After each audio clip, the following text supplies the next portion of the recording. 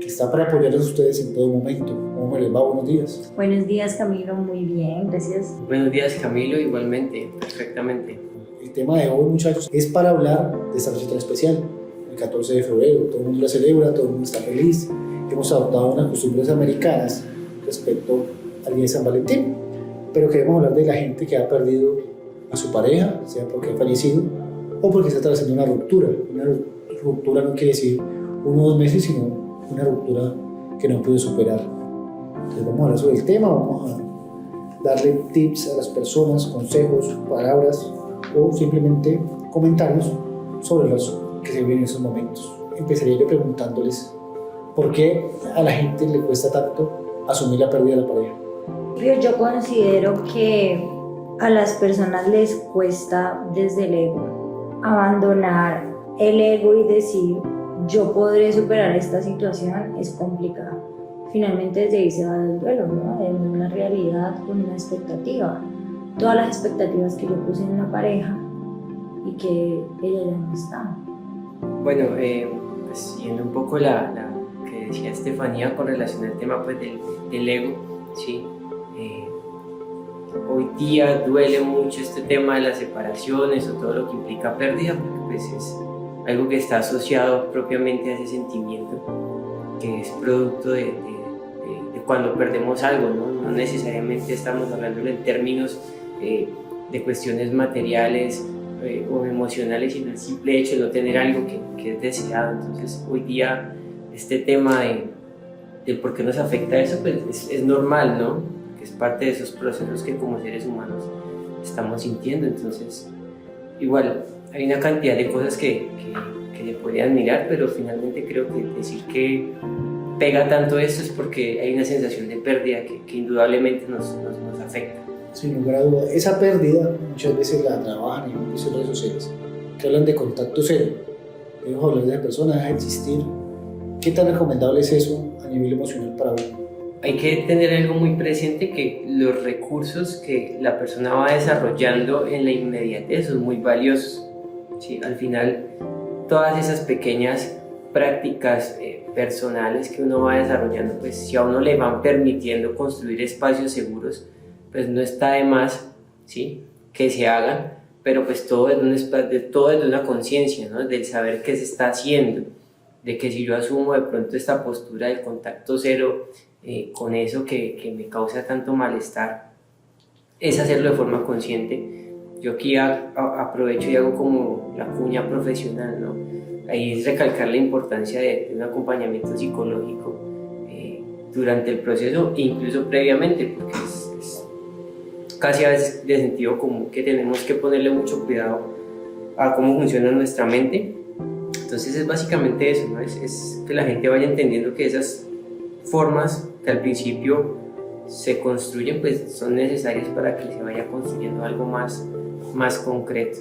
Es válido lo que el paciente toma como recurso, como dice Edwin, pero también es ser muy cuidadoso porque en el mal manejo es decir, yo puedo tener un contacto cero pero estoy en una burbuja, o sea, no tengo un contacto directo con la persona y evado, pero cuando esa persona logra comunicarse de alguna manera me va a inestabilizar, porque no sé cuáles son las estrategias o cuáles son las herramientas de afrontamiento para cuando ese momento se dé.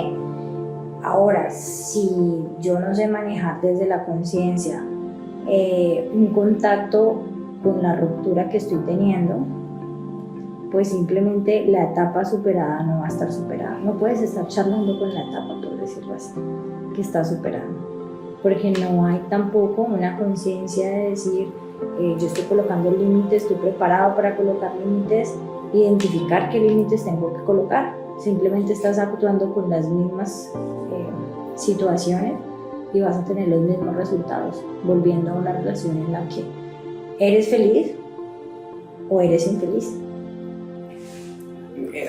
Haciendo un poco de hincapié en lo que está mencionando Stephanie, es también recordar la importancia de que entendamos de que los procesos de duelos son procesos incluso creativos, en los que cada persona tiene que ir encontrando unos recursos, primero que nada por vía propia, ¿sí? Porque al final es muy importante que la gente vaya redescubriendo ese mundo después de la pérdida, ¿sí? Después de esa ruptura amorosa. Entonces uno no puede satanizar o por el contrario endiosar alguna conducta, ¿sí? Pero también es mirarla de la forma consciente en cómo esa conducta pues lo que está haciendo es permitirnos construir unas zonas de confort mientras nos vamos acoplando pues como a esta nueva realidad de la pérdida. Y que ahí está la terapia, hacer consciente eso que está inconsciente. Correcto, correcto. Yo hago una pregunta. Tú mencionabas ahora algo de cuando esa persona aparece, me genera inestabilidad. ¿Esa inestabilidad me la genera la persona o esa inestabilidad la genero yo mismo al no haber hecho mi proceso de terapia, como usted lo menciona, no ser consciente de mis límites? ¿O qué genera esa inestabilidad en mí? Sí, tienes mucha razón, Camilo. Puede que la genere la persona si yo lo permito. El permitir darle ciertas actitudes a esa persona para que a mí me inestabilice es desde la permisividad que se tiene. Y también es claro que es un conjunto grupal de lo que hablas, y es que si yo no trabajo en aquellas cosas que soy débil, pues es lo que me lleva a permitir. Uno tiene que tener muy presente que finalmente uno es a través del otro, ¿no? O sea, yo o me amo a través del otro, o me odio a través del otro, o me culpo a través del otro. Y hay una cosa que uno tiene que tener muy presente en esos casos, pues, de no ponerse a buscar culpables o a proyectar algunas emociones, sino de comprender pues, que son relaciones muy, muy mutualistas. ¿En qué sentido? En que constantemente se están complementando, ¿sí? Entonces, podríamos decir, sí, son factores externos, pero también hay que tener en cuenta que hay unos factores internos pues, que naturalmente nos llevan a tener esa sensación. Ahí lo más importante es tener conciencia, ¿no? Porque pues, si finalmente estamos pensando en que tenemos que evitar a esa persona o que tenemos que ser fuertes ante esa persona, pues va a ser difícil. Entonces yo creo que es una cuestión de exploración, incluso consciente del malestar, ¿no? Exacto, de permitirse sentir lo que habita en nosotros. Porque cuando hablas es que si yo tengo que ser fuerte delante de él o ante esa persona, pues cuánto de mí estoy evitando que se pueda expresar. Y ahí es donde entonces me empiezo a enfermar, que pasa mucho en el proceso de muerte, porque aquí estamos hablando de una persona presente, pero cuando esa persona se va, esa situación en la que quiero tenerla pero no está, y es difícil porque entonces ahí yo me tengo que permitir vivir y atravesar un proceso desde considerar qué es lo que me hace falta, qué expectativas coloqué en esa persona, ¿no? Pero hay un punto, volviendo al tema, y es el hecho de que nos dicen hay que superarlo, hay que avanzar, hay que seguir, sea una pérdida por ruptura o sea una pérdida porque la persona efectivamente falleció. El consejo de los amigos son cosas que pasan en la vida, hay que avanzar. Y creo que las redes sociales influyen tanto en eso que la gente tenga la necesidad de, no, la vida siguió, tenemos que avanzar. Si yo creo que la otra persona siguió, yo tengo que seguir. Entonces, me tengo que hacer el fuerte, tengo que verme fuerte, tengo que ser fuerte entre los demás y no puedo elaborar ese duelo. ¿O ustedes qué piensan? Hay una cuestión, digamos, un factor externo y cultural que naturalmente nos lleva pues, a asumir unas posturas, ¿no? Que no son del todo sanas, pero yo quiero aquí como ir a lo simple. Y quiero traer aquí presente pues una canción de José José que dice que hoy quiero contemplar o saborear mi dolor, ¿no? Se llama El Triste. Y claro, uno tiene que tratar de profundizar en ese malestar, sí, de profundizar y de identificar todo eso que uno está viviendo pues para aprender. O sea, es cierto, hay que seguir, es cierto, el mundo no se acaba. Pero pues si uno no vive esa experiencia de un acto consciente, no puede conseguir otra pareja, ¿sí? o salir adelante de esta situación, pero uno tiene que darse el espacio y permitirse hacerse amigo de la dificultad, de aprender el por qué me duele tanto, ¿sí?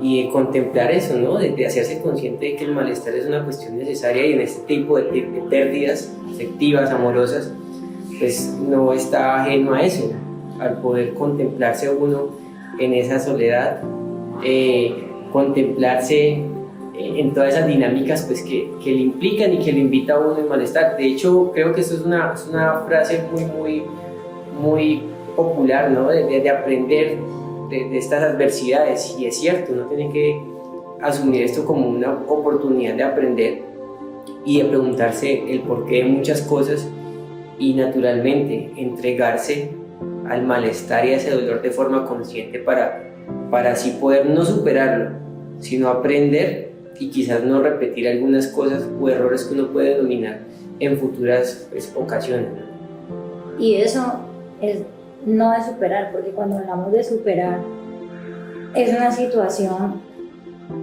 en la que nadie debe de superar la muerte de un ser querido o un hecho que a ti te lastime. Eso no se supera, se aprende a vivir con ello, pero es algo que es tu realidad, no hay manera de hacerlo diferente. Asumir esa realidad, esa nueva dinámica y la situación de qué manera quiero seguir. O sea, quiero seguir, es como el cajón de noche, yo puedo meter todo lo que siento ahí, me voy. Y por más de que tú le eches llave, por más de que tú te vayas muy lejos y te mudes de casa, ahí están esas emociones y están esos sentimientos y que en algún momento van a salir. Entonces, ¿yo cómo voy a seguir? Y lo vemos mucho en redes sociales. Quizás es muy cliché entender que, ay, sí, hay personas que tienen una vida en redes, y ahí cuando te das cuenta su vida es totalmente diferente, porque el vivir de lo inmediato, el vivir de las apariencias, el vivir de que necesito más seguidores, más likes y eso me llena a mí, pero realmente mi vida está perdida, es lo que nos muestra las altas tasas de no sentirme identificada con el mundo. Y entonces eso me lleva a deprimirme y a sentirme ansiosa buscando felicidad para lo que muestro, pero no para mí. Entonces creo que aprender a manejar toda una situación de lo que me rodea es también importante para el proceso de yo cómo quiero continuar después de una pérdida. Claro que sí, es muy importante continuar después de la pérdida, pero ¿cómo continúo yo con la pérdida de alguien con quien me casé, tuve hijos, proyecté una familia y por enfermedad, por accidente, por un divorcio ya no está? Y yo tuve la sensación de que iba a ser para toda la vida, de que íbamos a envejecer juntos. Yo me enfrento con la cama vacía, con esa sábana que está fría, con esa almohada que no tiene un lecho matrimonial. ¿Y cómo le digo yo a mis hijos? Su mamá, su papá ya no está con nosotros. Bueno, habría que mirarlo desde dos puntos, ¿sí? Desde la pérdida o desde el duelo que se le hace a la pérdida cuando la persona fallece, ¿sí? O cuando la persona simplemente se va. Sobre la primera, sobre cuando es una pérdida por la muerte de un ser querido, un ser amado, uno de los paradigmas que tratamos de movilizar acá en UNAME, la unidad de apoyo, más que la elaboración del dolor, es el aprender a amar, ¿sí?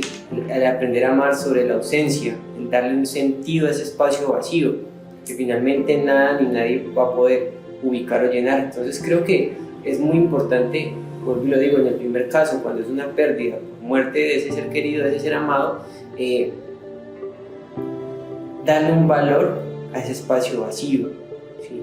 Tratar de asimilar que el amor no se detiene, sino que el amor simplemente pues, es continuo, es casi que infinito ya en ese punto, ¿sí? Obviamente esto suena muy bonito, suena muy fácil, pero realmente es un proceso bastante complejo. Vuelvo y aprovecho y hago el espacio de la cuña profesional. Nunca está de más uno tener un espacio siempre terapéutico para irse haciendo consciente de todas estas realidades. Entonces creo que en el primer aspecto es importante tener presente que el amor simplemente hay que cambiar la forma en que se ama a esa persona ausente por la muerte. En el otro sentido, cuando la persona pues finalmente decide no querer estar, ¿sí? No querer compartir, hay que aprender a diferenciar una forma del amor que la vivimos hoy día, que es el apego. Apego no es amor. Apego es una falsa sensación de ese amor que creemos que es. Yo le digo, es un amor Disney, ¿sí? Un amor idealizado, un amor para siempre. Y finalmente ese amor para siempre pues no tiene mucha base, no tiene mucho sentido, porque pues, somos seres humanos y realmente el amor real es saber dejar ir a una persona cuando ya no quiere estar con nosotros, ¿sí? No amarrarla a unos apegos. Entonces creo que es muy importante en ese sentido, y con relación a la pregunta que es muy interesante, saber comprender un poco esa noción de amor que uno tiene, saber identificar previamente qué es el concepto de amor, y ya sabiendo uno qué es amor, pues mirar cómo uno ama a los demás en todo su esplendor, en la presencia o asimismo en la ausencia. Es correcto, pero yo sí considero que en ambas situaciones hay que establecer como la manera en la que yo posiblemente puedo tomar un camino de vivirlo. En ambas pérdidas está otras pérdidas que yo tuve.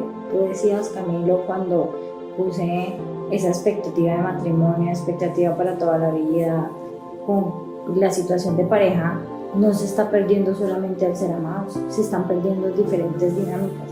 Y para ello primero está claro de yo reconocer cuáles son las emociones y sentimientos que la pérdida me evoca. Y eso se trabaja mucho en una, cómo yo soy consciente de cuáles son los sentimientos y cuáles son las emociones de la situación. Lo segundo es ver cuando pierdo a mi ser querido o esta persona se va de mi vida, que estoy perdiendo también. La dinámica familiar, mis deseos, mis sueños, el querer hacer otras cosas, viajar, disfrutar. Quizás solían ir a clases de baile y ya no.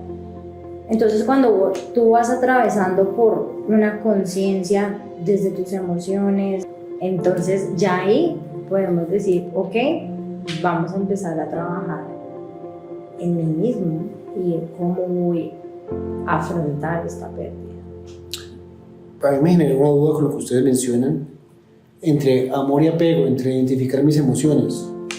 O sea, a uno lo crían en un entorno social en que si yo tengo una pareja yo debo amarla, y si estoy con alguien es amor. Si yo comparto una salida, si yo comparto un fin de semana, si salimos a acampar, a hacer un picnic, si tenemos la foto de WhatsApp juntos, eso es amor. Entonces, ¿cómo desde mis herramientas del día a día yo puedo identificar qué es amor y qué es apego? El amor es, digamos que hay que tener muy presente, y yo en esto quiero invitar a todos los que nos están escuchando, ¿sí? Es también a que no nos obliguemos a buscar una idea del amor perfecto, ¿no? El amor es una energía que ciertamente es irracional, y de hecho eso es muy, muy chévere, porque eso permite pues vivir el amor de esa forma tan bonita que a veces se vive cuando, no sé, ustedes están conociendo a alguien y tienen esa sensación en el estómago de verlo, ¿sí? O cuando, no sé, tienen esa pasión por hacer ciertas cosas. Entonces de pronto el amor es un sentimiento que de cierta forma en su naturaleza y en todo lo que ya pues se ha atravesado culturalmente es ciertamente irracional, y de hecho eso es muy bonito, esa cuestión de vivir ese amor a veces sin tanta lógica, porque el amor muchas veces es ilógico, ¿sí? Entonces creo que es algo que lo va dando el tiempo, ¿no? A partir de las experiencias. Por eso yo menciono constantemente de saberse identificar con el malestar, porque cuando uno va sufriendo por amor se va dando cuenta uno que no es amor, y va desestructurando unos mitos que uno tiene, ¿sí? Y eso es lo importante de ir viviendo. Entonces de pronto es una pregunta que a veces me han planteado o en otros términos, y de pronto la respuesta es muy, muy ambigua y muy abierta, pero yo creo que la respuesta se va dando con el constante vivir, y a partir de las experiencias personales de cada uno identificando qué puede ser amor o apego. Obviamente el apego sí es más más evidente, más notorio, porque el apego es esa sensación producto pues del estar fijados en algo y centrados en algo y depositarnos o desvivirnos por algo que finalmente pues vamos a ir identificando desde la experiencia que termina siendo el apego, ¿no? Estar apegado, porque finalmente el apego o el síntoma supremo del apego, para que lo podamos identificar, ¿sí? Es el sufrimiento. O sea, el apego siempre nos va a llevar al sufrir. Si usted está amando a una persona y usted está sufriendo más de lo que ama, eso es apego, ¿sí? Entonces, obviamente no voy a hacerlo particular porque cada quien va encontrando esa definición, pero así a grandes rasgos sí invitarlos a que vivan esa experiencia del amor, a que la vayan construyendo y a que se den cuenta que todo amor que lleva al sufrimiento indudablemente es casi que el apego que nos puede incomodar a nivel pues, de nuestra salud mental. Podría decir que en gran parte es posible, pero aquí me crea la duda y es si yo sufro porque estoy arraigada a ciertas cosas, pero la persona con la que yo estoy es bien, o sea, realmente tiene cosas positivas y que en terapia y en consulta vemos que es como esa pareja ideal y yo sufro, ¿cómo se está haciendo el apego ahí?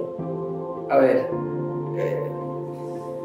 pues primero que nada uno tiene que saber entender qué es amor, ¿sí? Entonces hay que tratar de identificar algunos parámetros muy puntuales porque muchas veces el amor que se nos instaura desde la infancia tiene unas distorsiones, ¿sí? Entonces de pronto esas, y aquí me voy a poner un poco muy psicoanalista, pero es entender que esas primeras relaciones que teníamos con la palabra amor desde nuestra primera infancia van a ir determinando o distorsionando los conceptos futuros o presentes de lo que es el amor. Por eso alguien puede interpretar el maltrato como amor, porque quizás en ese momento de su infancia esa era la única forma con la que se relacionaba, ya sea con su madre o ya sea con su padre, a través del golpe, por ejemplo. Entonces creo que hay que también asumir esa idea y darnos la libertad de nuevamente ese proceso empírico, ¿sí? Para ir definiendo esos parámetros del amor, porque es una experiencia universal, ¿sí? Pero que está atravesada por cada persona por una experiencia de vida, y eso lo vemos hoy día con esas relaciones que llaman tóxicas, por ejemplo. ¿Por qué insistir con una persona que no te genera nada más que sufrimiento? ¿Por qué seguir insistiendo con relaciones parasitarias en las que solamente uno se ve beneficiado? Entonces creo que hay que tener también, digamos, como mucha cautela, ¿no? al tratar de abordar este tema y nuevamente buscar siempre un espacio de acompañamiento profesional para poder ser consciente e ir entendiendo cómo está funcionando uno, ¿no? Yo considero que en el apego está siempre la relación de dependencia, porque, a ver, el amor, a pesar de que es una experiencia única según por esa cultura que estamos atravesados, pues también podemos decir que una de las situaciones universales es cuando yo entrego sin esperar nada a cambio, es algo muy genuino. Y cuando yo ya empiezo entonces a sentir dependencia de la otra persona y buscar mi bien propio, empieza una situación en la que cuando este bien no se cumple, cuando el otro no cumple esas expectativas, puede ser el sufrimiento, o cuando tengo una obsesión de que como la otra persona es el medio para cumplir mis placeres, entonces esta persona se va o esta persona no la puedo tener controlada, comienzo a tener un apego. Entonces ahí viene la situación de sufrimiento.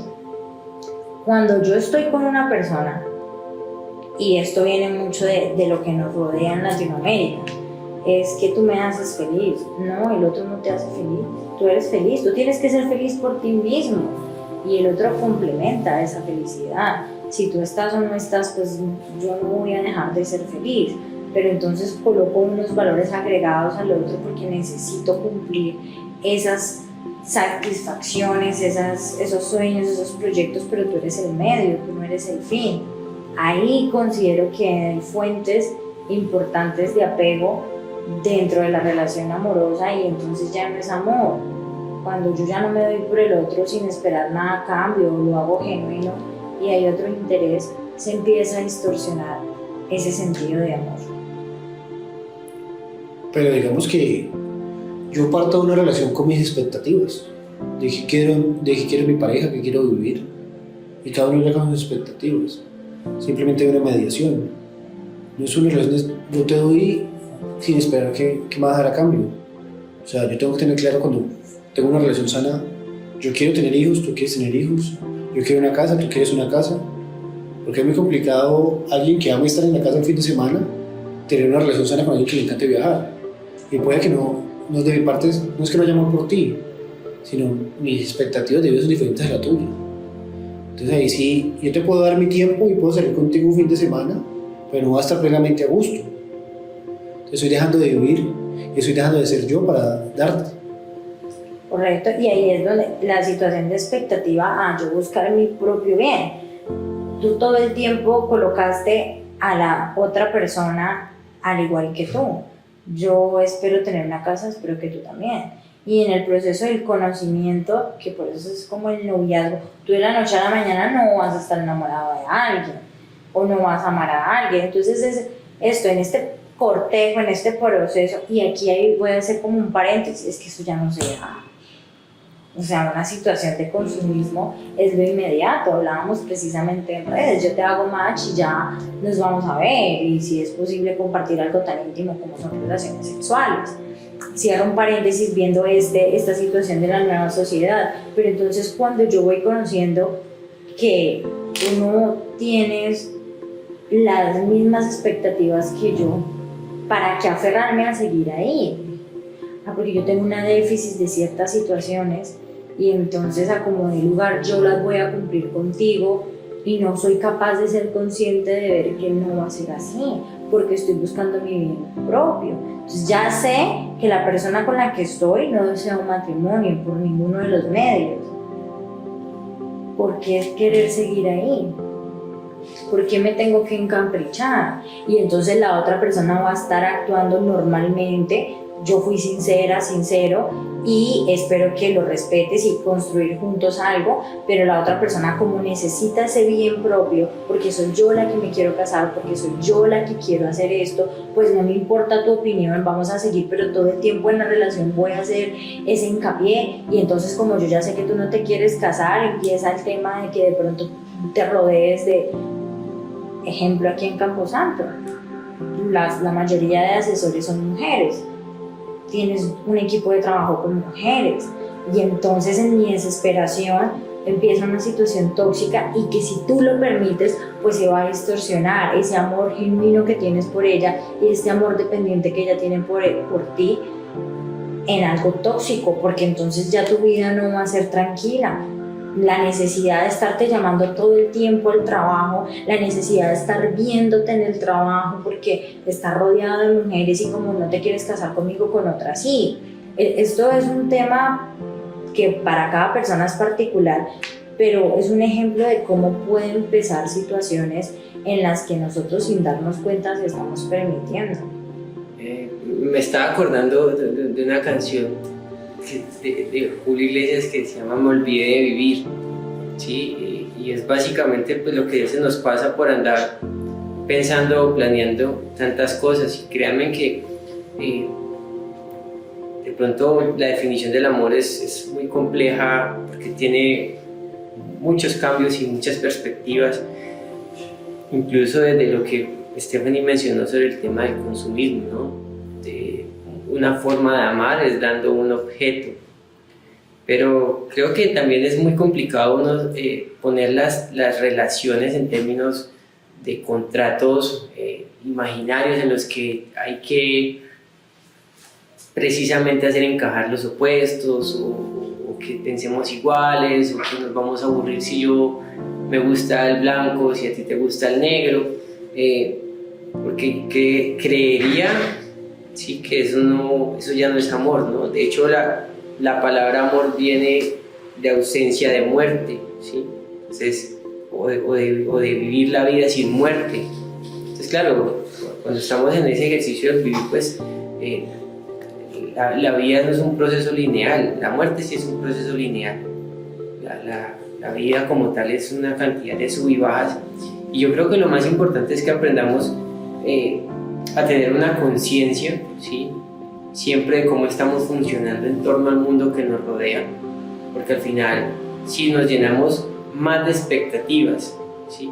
Que de ganas de aprender a vivir, que ganas de conocer, ¿sí? De salirnos de ciertas zonas de confort, pues el trajín del amor va a ser muy engorroso. Y aquí voy a acudir a lo que en algún momento un profesor mencionó sobre el amor, ¿sí? Y él mencionaba que el amor es irracional, que la esencia del amor no tiene una lógica o un sentido común. Por eso a veces cuando estamos enamorados con nuestra pareja comenzamos a hablar como niños mimados, ¿sí?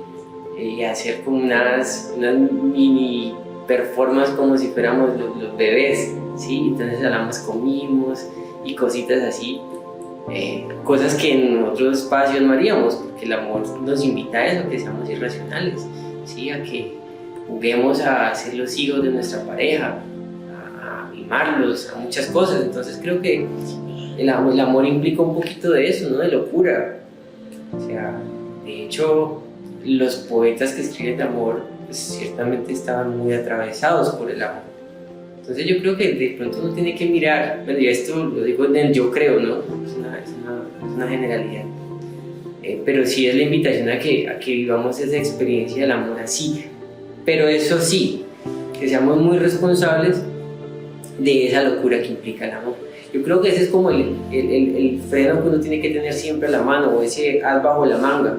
O sea, uno se puede permitir vivir esas experiencias de amor, pero siempre de una posibilidad consciente de saber, bueno, esto me sirve, esto no me sirve, hasta qué punto continúo con esta locura, porque siento que ponerle tantas cosas al amor es matar el amor, sí, es matar esa vida, eso bonito que es el vivir esa experiencia. Y creo que no podemos caer en eso de analizar o de cuadricular o de racionalizar tanto el amor. Vivámoslo consciente más que una cuestión como tan racional. Sí, pero yo creo que a veces también es importante saber qué negociamos ahí. No es tanto porque nosotros nos podemos llenar de expectativas, como hablaba Camilo, de pronto creo que para los oyentes fue claro que es una generación todavía del 90, porque habló de casarse, tener hijos, cosa que ya no está pasando en la sociedad. Pero cuando hablamos de estas expectativas, hay cosas que no podemos negociar.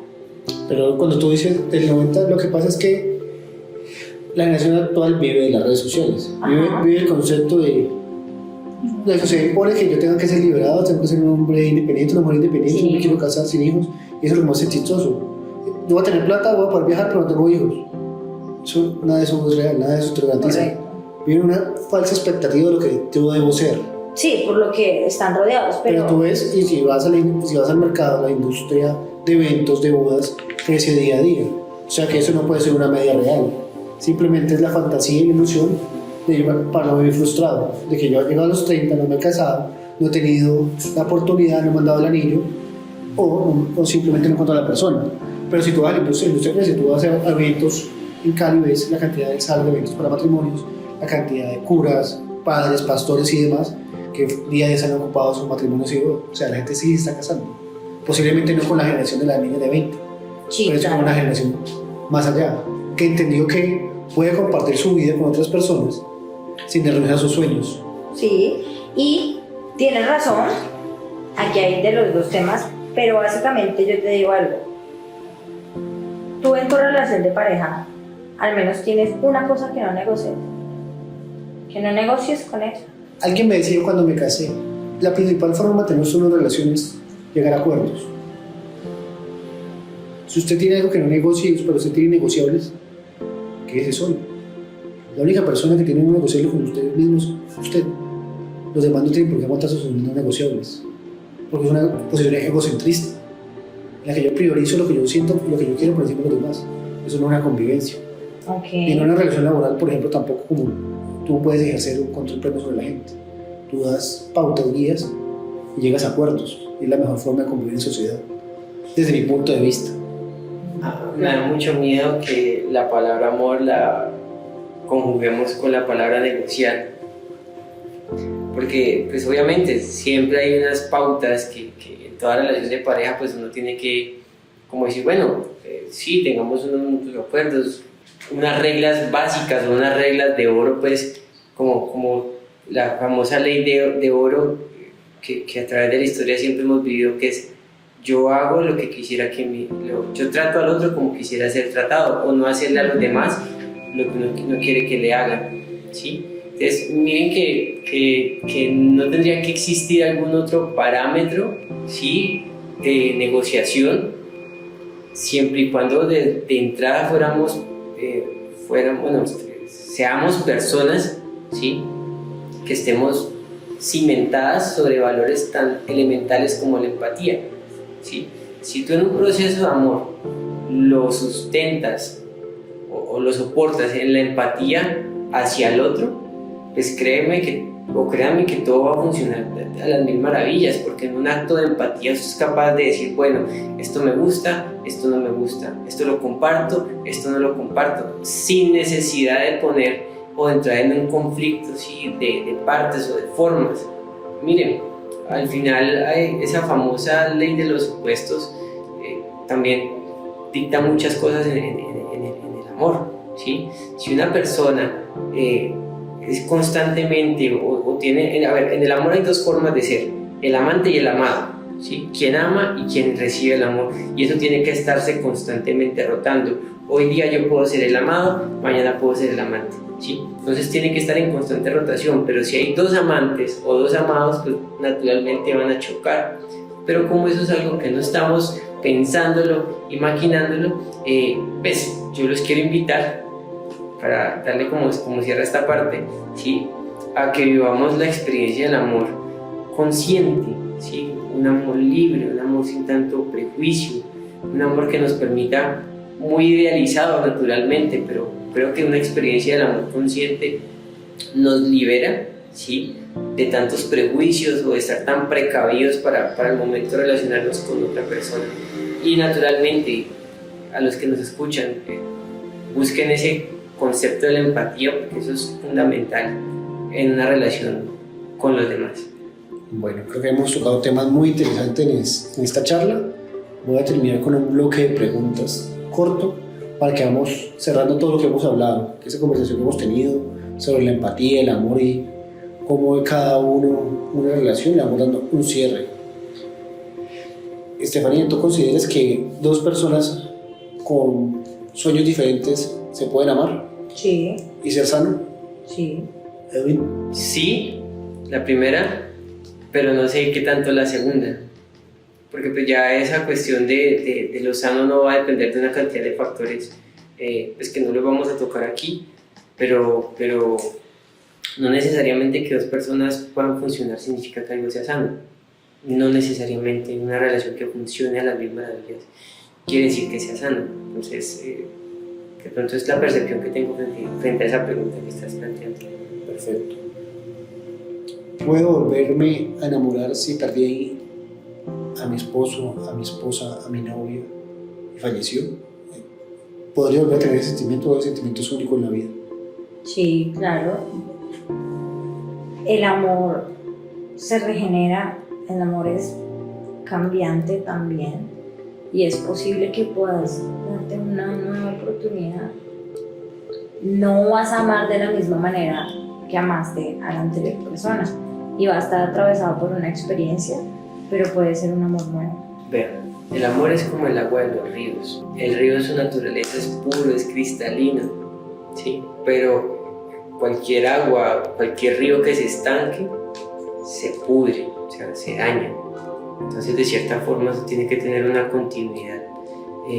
Pues porque al final también el amor propio, que me pareció muy curioso que no lo tocáramos tanto ahora, pues está presente. Entonces sí, indudablemente una persona puede, que ya tendrá que mirar desde su experiencia qué tiempo se toma o cómo lo va construyendo, pero indudablemente lo puede seguir haciendo. ¿Qué hacer para no sentirme culpable hacia la memoria de esa persona? Hacer no sentir que la olvidé, que la dejé ir. Lo mejor es hacer un proceso consciente, ir a terapia, porque vale la pena decir que parte de este proceso del duelo es la culpa que aparece. Cuando yo ya he aprendido y he podido realizar un buen duelo, estoy preparada para dar el siguiente paso. Si no haces un buen duelo, si no tienes un acompañamiento, pues ¿qué le estás entregando al otro? Bueno, pues yo creo que la culpa hay que mirarla como lo que es un sentimiento normal, que tenemos que vivirlo, ¿sí? Que hay que afrontarlo, no enfrentarlo, sino afrontarlo de una forma pues quizás muy amistosa, porque al final no es crear unos enemigos, ¿sí? Sino saberse entender con las cosas que son opuestas a uno. Entonces yo creo que naturalmente hay que dejarla atravesar por la culpa, sentirla, ¿sí? Sanarla, o si lo queremos poner en esos términos, pero reforzando pues un poco lo que dice Stephanie. Naturalmente eso se logra en un proceso pues, terapéutico y aprovechando pues el espacio, nosotros como unidad de apoyo pues brindamos y damos ese acompañamiento al momento de la elaboración de esas culpas o de entender esas culpas que propiamente surgen después de una pérdida. Hablando de culpas, me parece interesante, como para ir también concluyendo un poco la charla. Salgo a celebrar hoy, voy a hacer un día importante, pero estoy con alguien que hace rato no me llena, pero no soy capaz de dejarlo ir. ¿Eso qué me lo genera? Bueno, hay que naturalmente entender una cantidad de procesos mucho más profundos, pero así a rasgos simples o tratando sobre la generalidad, pues creo que se trata de un acto de sinceridad con uno mismo, ¿no? Y de incluso de cierta forma saber leer y agradecer ese sentimiento, porque también es una forma en que uno está manifestando una incomodidad, y la tendencia natural del cuerpo psicológico es buscar una comodidad. Entonces creo que es muy importante, si eso se está viviendo, ¿sí? No hacer como los gatos, que simplemente tapan, sino también darle una mirada amable a esa sensación, no centrarse en que uy, esto es malo lo que siento, sino en que mirar qué necesidad o qué oportunidad de cambio se quiere presentar, porque por lo general siempre es para mejorar cuando estamos sintiendo esas sensaciones como las manifiestas. Sí, en parte lo que dice Edwin. A ver, aquí creo que hemos hecho énfasis mucho en la conciencia, entonces es válido y es necesario, si soy consciente de esto, poder ser honesto conmigo misma o conmigo mismo desde el amor que me tengo para salvarlo. Si no soy capaz de hablarlo, decirlo, buscar ayuda. Y no es solamente el proceso de terapia, sino esa espiritualidad que yo puedo tener en este proceso para pensar en esa ley de oro que hablaba Edwin. A mí no me gustaría que a mí me hicieran esto. Entonces, encontrando este proceso espiritual de comprender y ser honesto conmigo y con el otro, creo que se logra tener una herramienta asequible para decir no hay nada que hacer, pero porque te respeto es necesario sentarnos a hablar. Perfecto. Bueno, le agradezco mucho su tiempo, le agradezco a todos por habernos escuchado. Un último mensaje que le quieren dar a la gente para cerrar este día. Bueno, el mensaje para estas fechas, sí, es como profesional en el área de la psicología y más en esta área pues de lo que se denomina tanatología y todo lo que tiene que ver con este, más que el aprender a hacer un duelo o entender la muerte, es más bien como el saber vivir, ¿no? Como una posibilidad de que encontremos en el amor ese camino, ¿sí? Para aprender a vivir, para aprender a disfrutar, para entender que el amor es un acto incondicional tanto de los buenos momentos como de los malos, ¿sí? Y que naturalmente lo vivamos desde una conciencia, porque el amor que se hace consciente, ¿sí? Es un amor que no cae en apegos, es un amor que se permite a uno siempre disfrutar y contemplar desde una perspectiva sana, agradable, amena. Ojo, que indudablemente el amor nos va a poner a sufrir en algún momento, claro, ¿sí? Pero qué rico aprender sobre esas experiencias y construirnos de forma no solamente buena. Los invito a que dejen de pensar en ser personas buenas, sean personas completas, personas que tengan tanto sus días como sus noches. Entonces creo que el amor es el camino, ¿no? Y no solamente el amor hacia el otro, sino el amor hacia las cosas, hacia lo que hace, hacia la vida, hacia el cómo se vive. Entonces creo que es eso, vivan en amor, consciente y nada. Y amen mucho. Amen. Amen Amen a los demás. El hecho de la pérdida es abrazar ese malestar para todos los que de pronto en este momento es difícil el proceso. Esto es un camino que lleva tiempo. No hay el momento, pero en la isla de las emociones, se llama, de Jorge Bucay, Sí. está para que lo lean, tarea para ustedes. El amor es importante. Recuerden que una me encamina con ustedes, estamos abiertos para acompañar este camino, no están solos. Y para los que están atravesando por este proceso de ruptura, miren lo bonito que está a su alrededor, sus hijos, sus hijas, las personas que aún viven, porque más allá de poder visitar el Campo Santo, nada se iguala a la experiencia de compartir con quien podemos interactuar. Entonces a esa mamá, a ese papá, a ese hijo o hija que quieran invitar a cenar, pues está abierto a que también lo celebren. Así que recuerden que está Edwin, estoy yo, estamos otros 3 profesionales más en la unidad para ayudarlos, sea por duelo de fallecimiento o por otro tipo de duelos. Muchas gracias. Bueno, les agradecemos mucho su tiempo, gracias por haber estado con nosotros. Los invitamos a de manera mensual escuchar este podcast, escuchar esa invitación que les traemos, a que prestemos atención a la salud mental, a nuestro bienestar emocional y que tengan un feliz día de San Valentín todos.